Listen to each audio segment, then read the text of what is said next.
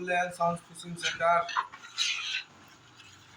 আজকে আবারও লাল বাকড় বানানো হলো।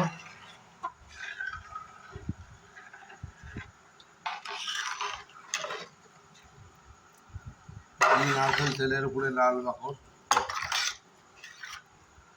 এটা যাবে এবার প্রসেসিং এর জন্য যাবে।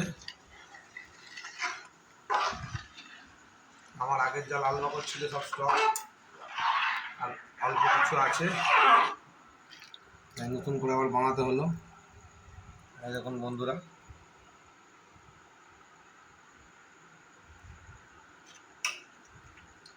যারা যারা ব্যবহার করেছেন তারা জানেন আমার লাল বাকড়ে কোনো মশলায় কমতি থাকে না।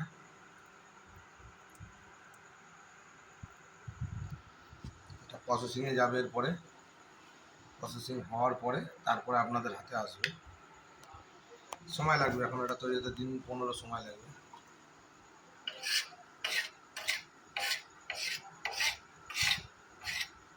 এক নম্বর কোয়ালিটির স্পেশাল লাল বাকড় বা মশলা পোলাও অনেকে বলে। খুব দুর্দান্ত রেজাল্ট আছে।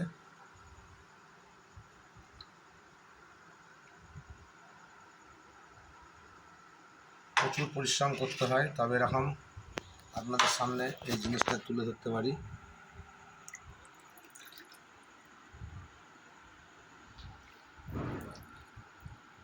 আমার কোনো কিনে আনা জিনিস নয়, আমার সব নিজের বাড়ির প্রোডাকশান।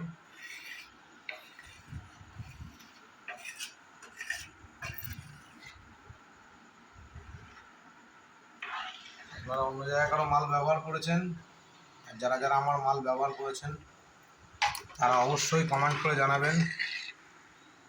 কিরকম রেজাল্ট হয়েছে সেটাও কমেন্ট করে জানাবেন। যত টাইম যাবে ততটা চেঞ্জ হতে থাকবে।